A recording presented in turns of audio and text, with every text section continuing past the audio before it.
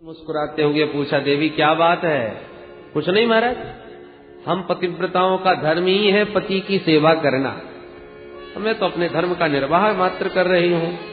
भोलेनाथ हंस करके बोले, देवी जी आज कुछ ज्यादा ही धर्म निभा रही हैं आप, निसंकोच बताइए आपके मन में आज क्या है? तब सती जी ने अपनी बात जरा घुमा करके करी। प्रजापतिस्ते स्वसुरस्य सांप्रतम् निर्यापितो यज्ञमहोत्सव किल वयं च तत्र विसराम वामते यद्यर्थितामि विबुधा व्रजन्ते प्रजापतेस्ते स्वसुरस्य सांप्रतम्। हे भोलेनाथ जरा दृष्टि उठा के ऊपर तो देख लीजिए। भोलेनाथ ने कहा, वो तो मैं सवेरे से ही देख रहा हूं। क्या देख रहे हैं? बोले इन विमानों को। सती जी ने कहा, आप देख तो रहे पर आपको शायद ये नहीं मालूम कि ये सारे विमान आपकी ससुराल जा रहे हैं। क्यों? बोले वही तो मैं कहना चाहती हूँ महाराज, ये सारे विमान आपकी ससुराल में इसलिए जा रहे हैं क्योंकि बड़ा विराट यज्ञ हो रहा है वहां पर। आपके ससुर जी ने बहुत विशाल यज्ञ किया है, इसलिए तो ये सारे विमान उसी यज्ञ में सम्मिलित होने के लिए आपकी ससुराल की तरफ जा रहे हैं। जरा शब्द शैली देखिए माता सती जी की। माताएं अपने मायके की जब बात करती है ना तो बड़ी अकड़ के बात करती है। मेरे मायके में आपने सुना नहीं, ऐसा कभी नहीं देखा होगा, इतना बड़ा यज्ञ हो रहा है मेरे पिताजी के द्वारा। तो मेरा शब्द ज्यादा बोलते हैं। पर आज सती जी ने एक बार भी नहीं कहा कि मेरे मायके में या मेरे पिताजी ने, कुछ नहीं। प्रजापतिस्ते स्वसुरस्य सांप्रतम्। भोलेनाथ आपके ससुर जी ने आपकी ससुराल में बहुत बड़ा यज्ञ किया है ताकि भोलेनाथ को अपनत्व प्रतीत हो। भोलेनाथ हंस करके बोले, देवी तो क्या ससुराल से कोई चिट्ठी पत्री आई थी? कोई निमंत्रण आया था क्या हमारा? सती जी ने कहा, महाराज आया तो नहीं पर भेजा जरूर होगा। कभी कभी डाक गड़बड़ा जाती है, चिट्ठी जरूर भेजी होगी, किसी कारण से नहीं पहुंच पाई। देखो महाराज, मेरे मन में तो बस एक ही कामना है कि हम 16 बहनें हैं, विवाह के बाद से बहनों से कभी मिलना ही नहीं हुआ। आज इस यज्ञ में सब बहन आएंगी और सब बहनोई भी आएंगे, तो हम सबका एक साथ मिलना होगा, देखना होगा, कितना आनंद आएगा महाराज। तस्मिन् भगिन्यो मम भर्तृभिस्वकैर् ध्रुवं गमिष्यन्ति सुहृद्रदिक्षव। सबसे मिलने का, सबको देखने का बहुत मन हो रहा है। सुहृद्रदिक्षव, द्रष्टुम इच्छा दृदिक्षा। आप भी सबसे मिलोगे, कितना आनंद आएगा महाराज। भोलेनाथ देवी सती की उत्कट उत्कंठा को जान गई, जाने की बहुत ही प्रबल इच्छा इनके मन में। तो हंस करके बोले, देवी जाने आने में तो हमें भी कोई आपत्ति नहीं, चले चलते। तुम्हारा कहना बिल्कुल उचित है, ऐसे अवसरों पर ही स्नेही जनों से भेंट होती है, सबका मिलना होता है। परंतु जाने आने में आनंद तब आता है कि हम जाएं और हमें देखते ही लोग गदगद हो जाएं, उन्हें देख करके हम गदगद हो जाएं। ऐसी जगह जाने से क्या फायदा कि हम बिना नौता के जा रहे हैं प्रेम में, प्रेमियों से मिलने, और वो हमको देखकर मुंह लटका के बैठ जाएं, हमें देखकर उन्हें आग लग जाए, उन्हें देख करके हमारा हृदय जल जाए। ऐसे स्थान पर सोना भी बरस रहा हो तब भी नहीं जाना चाहिए। आवत ही हर से नहीं नैनन नहीं सने, आवत ही हर से नहीं नैनन नहीं सने। तुलसी तहाँ न जाइए, तुलसी तहाँ न जाइए, चाहे कंचन बरस में। तुलसी तहाँ न जाइए, चाहे कंचन बरस में। आवत ही हर्ष नयन तुलसीता न जाइए कंचन वर्ष कंचन वर्ष।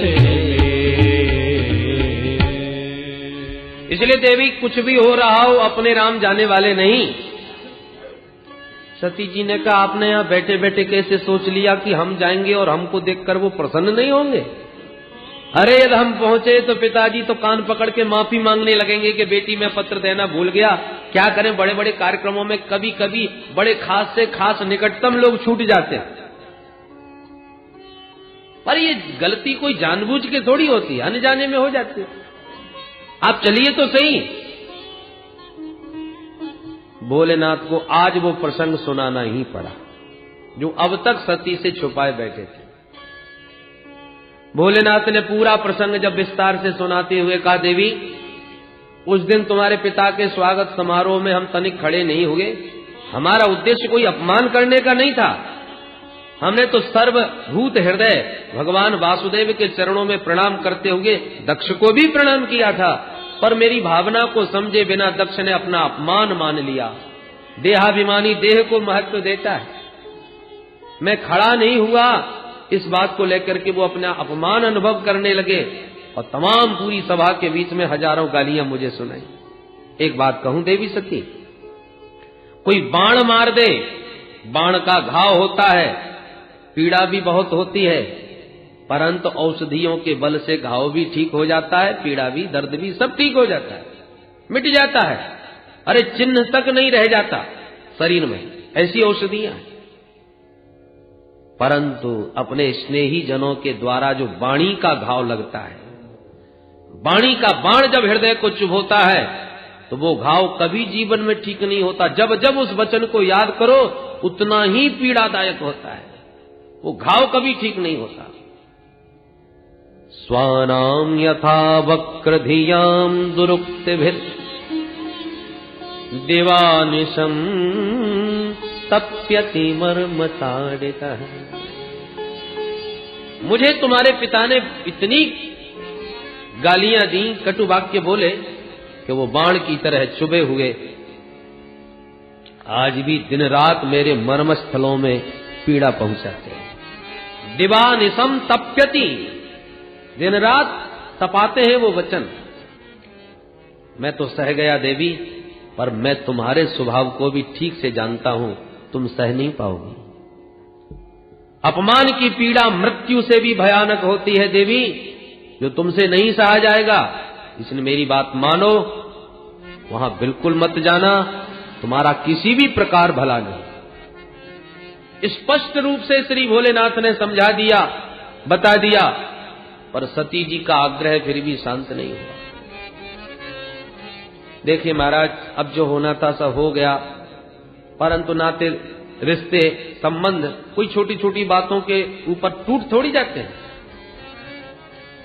वो आपके ससुर हैं और रहेंगे, मेरे पिता हैं और रहेंगे। अब खटपट हो गई तो एक काम कीजिए, मुझे आज्ञा दीजिए, मैं जाऊंगी, पिताजी को समझाऊंगी, वो मेरी बात मान लेंगे, आपसे भी क्षमा मांग लेंगे और आपको भी यहां से मना करके ले जाएंगे। आप भी नहीं गए और मैं भी नहीं गई तो हम लोगों की ये घर की लड़ाई, घर की बात पूरे समाज में फैल जाएगी। जितने भी बड़े बड़े देवी देवता वहां पहुंचेंगे वो एक ही चर्चा करेंगे, ओहो दक्ष के दामाद का झगड़ा अभी भी ठीक नहीं हुआ, इसलिए न बिटिया आई न दामाद। तो घर की बात, घर की लड़ाई चारों तरफ चर्चा का विषय बने, ये कोई अच्छी बात है? आप मुझे आज्ञा दें। भोलेनाथ समझ गए होनी बहुत बलवती मालूम पड़ती है। मेरा इतना समझाने पर भी सती मेरी बात नहीं मान रही।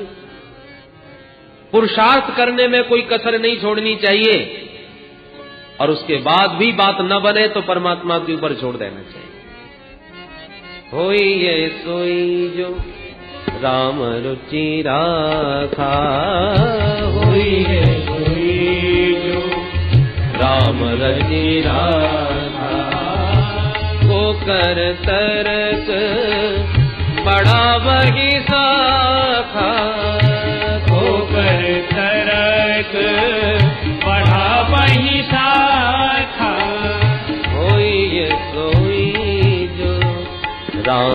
रची राखा, हुई है सोई जो राम रच राखा।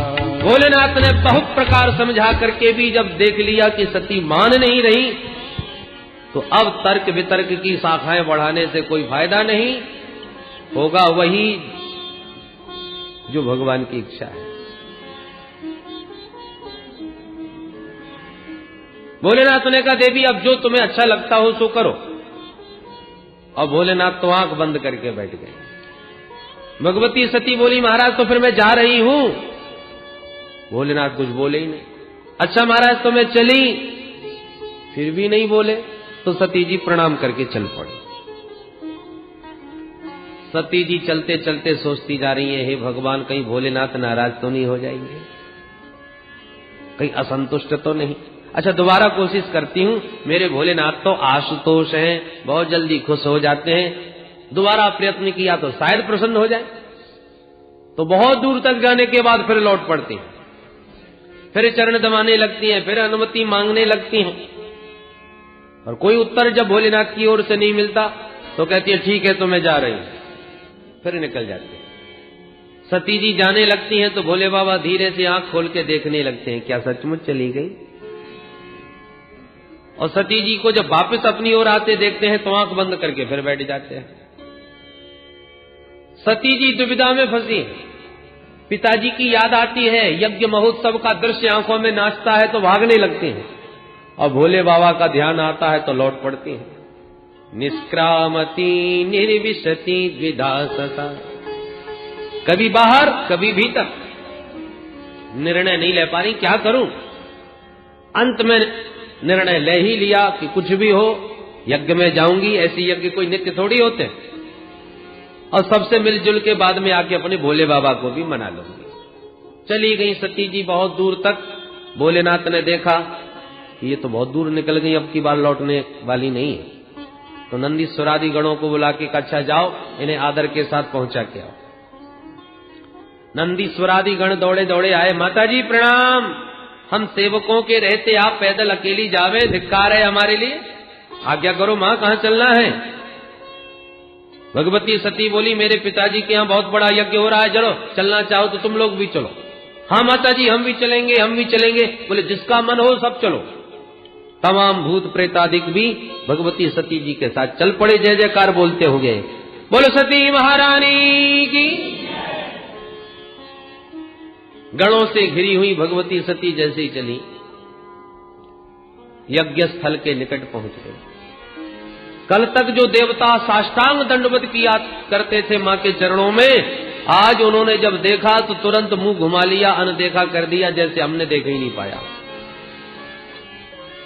सती जी को ये व्यवहार बड़ा अटपटा लगने लगा। आपसे कोई नित्य राम राम करता हो, गले मिलता हो, प्रेम स्नेह बरसाता हो, और वो आज आपको देख करके मुंह घुमा ले तो इतने में ही महाराज बड़ा कष्ट हो जाता है। इसने हमको नमस्कार क्यों नहीं किया, हमसे कोई बात नहीं करी, क्या बात हो गई? तो सती जी को बड़ा अटपटा व्यवहार लगता है सबका, कि कोई भी ठीक से बात नहीं कर रहा, कोई प्रणाम दंडवत नहीं कर रहा। क्योंकि दक्ष का सख्त आदेश है, शिव संबंधी कोई भी हो उससे जो भी संबंध रखेगा वो मेरा दुश्मन। अब दक्ष का यज्ञ है, दक्ष के यज्ञ में आए हैं, तो डर के मारे कोई सती मैया को प्रणाम ही नहीं कर। बहनों ने देखा, अभिनंदन किया, आओ आओ बहना सती, भाई तेरे बिना तो हमारा मन ही नहीं लग रहा था, और हमने सुना पिताजी ने तुम्हें निमंत्रण नहीं दिया। भाई हमें तो बड़ा बुरा लगा ये, पर कोई बात नहीं, अपना तो घर है, घर में क्या निमंत्रण की प्रतीक्षा करना। बहन तूने बहुत अच्छा किया आकर के। समाज में कुछ लोग ऐसे भी होते हैं जो मिलने का, प्रेम करने का नाटक मात्र करते हैं, और बात ऐसी करते हैं जो तुम्हें सबसे ज्यादा चुभती हो।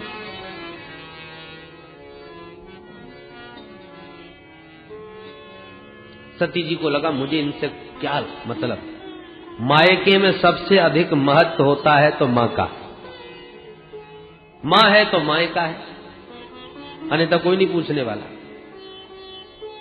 केवल औपचारिकता निभाई जाती है। इसलिए सती जी ने सबसे मन हटाया और सीधे मां से मिलने के लिए चले। और सती के न आने की हार्दिक पीड़ा यदि थी तो केवल उनकी मां के हृदय में। इतना बड़ा उत्सव हो रहा है, परंतु सती की मां प्रसूति महारानी अपने कक्ष में बड़ी दुखित मना बैठी हैं। इतना बड़ा यज्ञ हो रहा है, न मेरी बिटिया आई न दामाद आया। बाद में उसे जब इस यज्ञ का पता चलेगा तो उसके हृदय पर क्या बीतेगी कि मां के रहते हुए भी मायके में मुझे किसी ने नहीं पूछा, किसी ने याद नहीं किया। इसलिए बहुत दुखी मना बैठी थी। अचानक अपने भवन में प्रवेश करते हुए अपनी बेटी सती को देखा। प्रसूति मां का हृदय तो वात्सल्य से भर गया। तुरंत वेग से दौड़ करके पुत्री को अंक में लगा लिया, हृदय से लगा लिया। सादर भलई मेरी एक माता, सादर भलई मेरी एक माता, सादर भलई मेरी एक माता, सादर भलई मेरी एक माता। भगिनी मिली बहुत मुस्काता, भगिनी मिली बहुत मुस्काता, सादर भलई मेरी एक माता, सादर भलई मेरी। बड़े आदर के साथ भुजा पसार करके पुत्री को हृदय से लगाया देवी प्रसूति मां ने। तब सती जी के मन को थोड़ी सी शांति मिली। परंतु जब व्यंग भरी बातें, उपेक्षित व्यवहार उन देवताओं का स्मरण में आया तो चित्त में फिर चुभने लगी बातें। पहले मुझे अपने पिताजी से मिलना चाहिए कि उन्होंने आखिर के इतने प्रगाढ़ संबंध को इतनी सरलता से उपेक्षित कैसे कर दिया। जैसी अपने पिताजी से मिलने सती जी गई, दक्ष ने जहां देखा कि मेरी बेटी सती आ रही है तो शिव संबंध होने के कारण आंखें फेर ली, मुंह घुमा लिया, न देखा न मुस्कुराए। अपने पिता के द्वारा ये उपेक्षित पूर्ण व्यवहार सती जी के हृदय को और भी अत्यंत पीड़ादायक बन गया। पर फिर भी इस अपमान के घूंट को पी गई, अपना अपमान सह गई। कोई बात नहीं, माता पिता है। माता पिता बच्चों को डांटते रहते हैं, अपमानित भी कर दें तो माता पिता का अपमान बच्चों को नहीं मानना चाहिए। अपने मन को समझा लिया। पर जब यज्ञशाला पर दृष्टिपात किया तो छोटे से छोटे देवताओं के भी हिस्से अलग अलग व्यवस्थित रखे हुए हैं, पर देवाधिदेव महादेव का पूरे यज्ञ में कोई नामो निशान नहीं, कोई स्थान नहीं, कोई जगह नहीं। अब तो सती मां से ये सहा नहीं गया। एक पतिव्रता अपना अपमान सह सकती है, पर अपने स्वामी का, अपना पति का अपमान कदापि उससे सहा नहीं जाता। तुरंत भगवती सती क्रोध में भर गई। अरुद्रभागम तमवेक्ष चाध्वरम पित्रा च देवे कृतहेलनम विभौ अनादृता यज्ञ सदस्यधीश्वरी चुकोपलोका निवधक्षति रुषा। भोलेनाथ के इस अपमान को भगवती सती ने क्रोध पूर्वक जब चारों तरफ दृष्टि डाल करके देखा तो मैत्री मुनि कहते, विदुर जी ऐसा लग रहा था जैसे माता सती आज 10 दिशाओं को दग्ध कर देंगी, भस्म कर देंगी। चुकोप लोका निवधक्षति रुषा। माता सती के नेत्रों से अंगारे बरसने लगे। प्रजापति दक्ष को ललकारना प्रारंभ किया, अरे प्रजापति, तुम्हें ये पद क्या मिल गया? तुम इतने मदान्ध हो गए? तुमने उन भगवान शिव का अपमान किया जो साक्षात कल्याण स्वरूप ही है। शंकर का मतलब ही होता है शम कल्याणम करोति इति शंकर, जो मानव मात्र का कल्याण करने के लिए ही विराजमान है। शिव का अर्थ ही कल्याण होता है। एक बार भी जिसकी वाणी से शिव शब्द ये 2 अक्षर के निकल गए तो जीवन भर के पाप पल भर में भस्म हो जाते हैं। यद्व्यक्षरम नाम गिरे ऋतम नृणाम सकृत प्रसंगाद अघमा सुहंति तत्। अब हम आशुहंती, शिव मुख से निकला कि जीवन भर के अघ शीघ्र ही समाप्त हो जाते हैं। शास्त्र कहते हैं स्वामी का अपमान करने वाली की जीभ काट लो, और इतनी सामर्थ्य तुम में नहीं है तो करणों पिधाय निर्यात, कान में उंगली डालो चले जाओ वहां से, पर न तो मैं तुम्हारी जीभ ही काट पाऊंगी क्योंकि तुम मेरे पिता हो, और कान में उंगली देके यदि घर लौटूंगी तो भोलेनाथ पहुंचते ही कहेंगे आओ दक्ष कुमारी, आओ दाक्षायणी देवी, क्या स्वागत हुआ सब मायके में। तो क्या कहूंगी, क्या जवाब दूंगी। मैं भोलेनाथ को कितना वचन दे के विश्वास दे करके आई थी, मुझे तुम्हारे प्रेम पर कितना विश्वास था, मैं बिन बुलाए पागलों की तरह आ गई और तुमने मेरे स्वामी का ऐसा अपमान किया यहां पर। मुझे सबसे बड़ी पीड़ा इस बात की होगी जब भोलेनाथ मुझे दक्ष कुमारी कह के पुकारेंगे। शिवद्रोही की बेटी मुझसे कोई कहे, ये मैं कभी नहीं सह सकूंगी।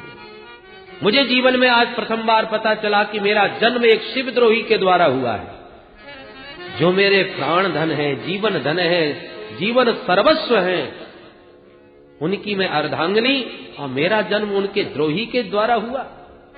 इस शरीर में शिवद्रोही का रक्त है, इसलिए अब ये शरीर में स्वीकार नहीं करूंगी। पर क्या करें, जब तक शरीर है तब तक ये संबंध तो स्वीकारना ही पड़ेगा। अतः इस संबंध को सर्वदा के लिए समाप्त करने के लिए आज मैं ये शरीर ही समाप्त करूंगी। अतस्तवोत्पन्नमिदं कलेवरम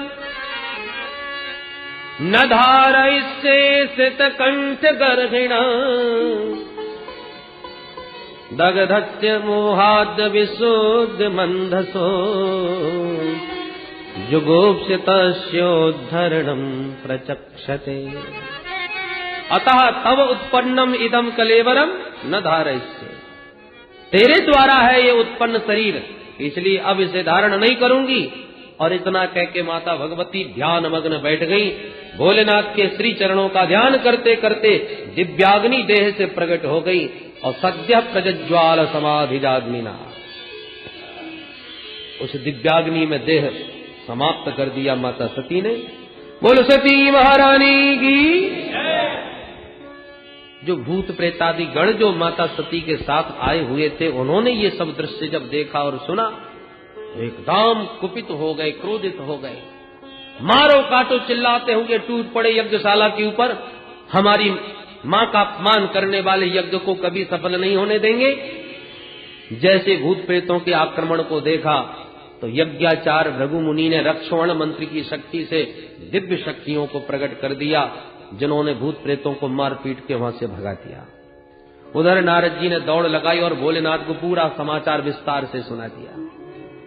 बभो भवान्या निधनम प्रजापते रसत्कृताय अवगम्य नारदात्। नारद जी के द्वारा जब पूरा समाचार भगवान शिव ने विस्तार से सुना, क्रोध में भर गए भगवान भोलेनाथ। कालम महाकाल कालम कृपालम, ये तो कालों के भी महाकाल हैं। आज यदि दक्ष बच रहा था तो केवल सती के नाते, हमारी पत्नी सती का पिता है, इस नाते दक्ष क्षमा का पात्र बन रहा था। जब सती नहीं रही तो अब संबंध भी कैसा। अब पात्रता समाप्त हो गई। भगवान भोलेनाथ ने अपनी जटा उखाड़ करके पटक दी। देखते देखते भगवान भोलेनाथ की जटा से बड़ा ही एक विकराल महापुरुष प्रकट हो गया। कराल दृष्टो ज्वलदग्नि मूर्धजा कपाल माली विवदोद्यदायुध, अनेक प्रकार के आयुध, तब तमाती आंखें, और महाराज बड़े विशाल केश। लग रहा था जैसे मूर्तिमान काल खड़ा हो गया हो। हाथ में एक बड़ा विशाल त्रिशूल। हाथ जोड़ के बोला, किम करोमि? भोलेनाथ मुझे आज्ञा क्या है? भोलेनाथ ने कहा, भो वीर ते भद्रम, हे वीर तेरा कल्याण हो। उसी का नाम हो गया वीरभद्र। बोल वीरभद्र भगवान की। भोलेनाथ ने आदेश दिया, दक्षम सयज्ञम जहि, जाओ दक्ष को यज्ञ सहित समाप्त कर दो। अब तो वीरभद्र वेग से दौड़ पड़े। जो भूत प्रेतादि पिट के आ रहे थे, पराजित होके आ रहे थे यज्ञ से, उन्होंने जब वीरभद्र को देखा तो उनको भी बड़ा जोश आ गया। अरे अब हमारे महाराज आ गए, अब डरने की आवश्यकता नहीं, चलो जिन्होंने हमारी पिटाई करी चुन चुन के बदला लेंगे। इतना जोश, इतना वेग आ गया भूत प्रेतों में, और भूत प्रेतों का शरीर वायु प्रधान होता है। इतने वेग से दौड़े कि तूफान आ गया, और वो तूफान आकाश तक छा गया। यज्ञ के देवता उस तूफान को देख के चक्कर में पड़ गए। देखो देखो कितनी भयंकर आंधी आ रही है, ऐसी आंधी, इतना तूफान हमने कभी नहीं देखा जीवन में। भाई काय का तूफान है, जरा पता लगाओ। एक बोला अरे मुझे तो लगता है कहीं डकैती पड़ी है, और डकैत सब भाग रहे होंगे। एक ने कहा क्यों भाई, इस समय राजा प्राचीन बरही का राज्य है, और राजा प्राचीन बरही के राज्य में भी भला कोई डकैत हो सकता है? वो बड़ा उग्र शासक है। वातान वांति नहीं संति दस्यवः प्राचीन बरही जीवती होग्र दंड। दूसरा बोला तो लगता है गैया आ रही होंगी घास चर के, जब लाखों गाय एक साथ दौड़ती हैं तो धूल उड़ती है। एक ने कहा ना, गावो न कालियंत इदम कुतो रजो, ये गायों के आने का समय नहीं है, तो इतनी धूल फिर कैसी है? एक तो बोला मुझे लगता है प्रलय होने का समय आ गया, ये प्रलयंकारी प्रभंजन है। एक ने कहा प्रलय होने का समय तो अभी आया नहीं, लोको धुना किम प्रलयाय कल्पते। अब जब कुछ निर्णय ले पाते देवता की ये तूफान कैसा है, तब तक तो सनई सनई उस तूफान ने यज्ञशाला को ही घेरना प्रारंभ कर दिया, और यज्ञ के चारों तरफ उस तूफान को आते देख घिरते देखा, भूत प्रेत दिखाई पड़े। देवता समझ गए अब कुछ गड़बड़ होने वाला है, भाग लो यहां से। जैसी देवताओं में भगदड़ मची, वीरभद्र ने आदेश दिया सबको बंदी बना लो, एक भी न भागने पावे। दौड़ दौड़ के भूत प्रेतों ने पकड़ना प्रारंभ कर दिया देवताओं को।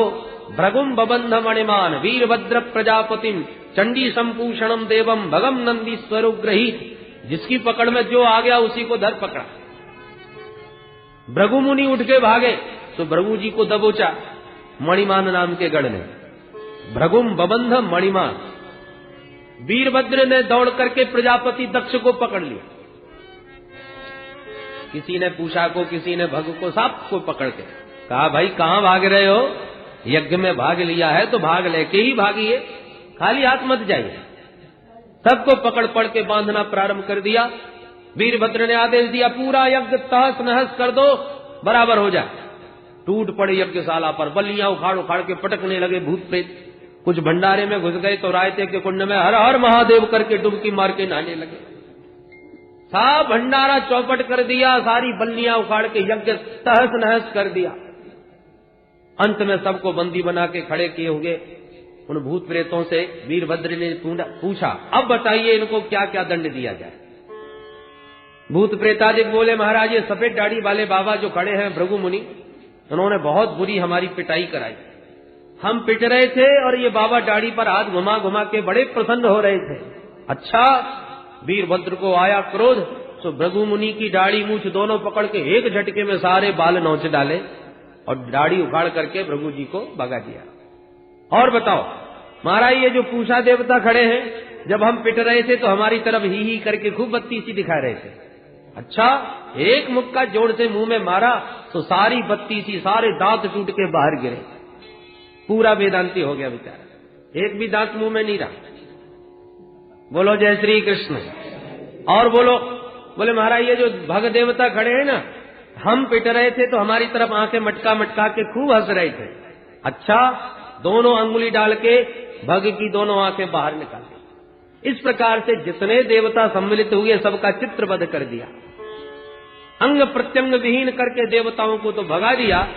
परंतु जब बारी आई प्रजापति दक्ष की तो उठा के पटका और भोले बाबा का ध्यान करके सिर को ही धड़ से पृथक कर दिया और सिर उखाड़ के हवन कुंड में स्वाहा। बोल शंकर भगवान की जय जयकार करते हुए लौट गए सब शिवगण। परंतु देवता जो खंडित हुए वो रोते रोते ब्रह्मा बाबा की शरण में गए। त्राहि माम त्राहि माम त्राहि माम। भोलेनाथ ने श्री ब्रह्मा बाबा ने कहा आओ आओ भाई देवगणों।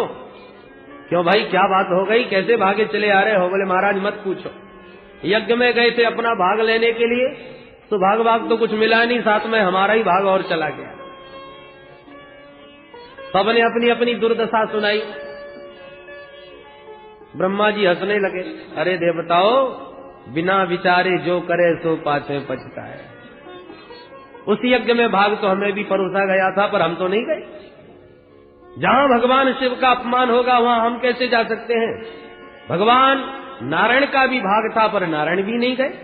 तो जब हम ब्रह्मा विष्णु महेश तीनों ही नहीं गए तो तुम क्यों चले गए? तुमने विचार क्यों नहीं किया? अच्छा महाराज, गलती हो गई, अब खाई तो खाई, आगे खाई तो राम दुहाई।